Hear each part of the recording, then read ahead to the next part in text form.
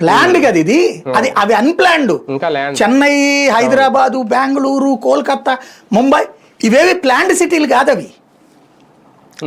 అవి అన్ప్లాన్డ్ సిటీలు. ఇవి నీది ప్లాన్డ్ సిటీ. ప్లాన్డ్ సిటీలో నీళ్లు నిలిస్తే ఏంటండి ఇంకా. కాబట్టి పరిష్కారం కావాలి. ముందు కావాల్సిందల్లా డ్రైనేజ్.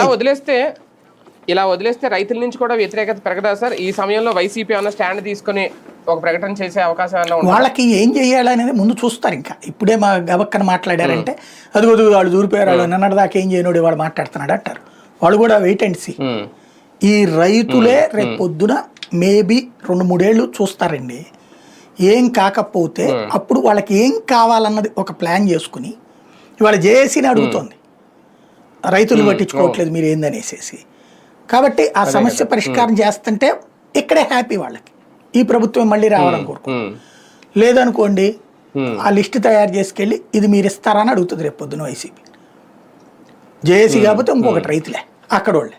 కానీ ఈ నిబంధనలు ఇవన్నీ సడలించకపోతే రైతును మోసం చేసినట్టేనా సార్? ఖచ్చితంగా.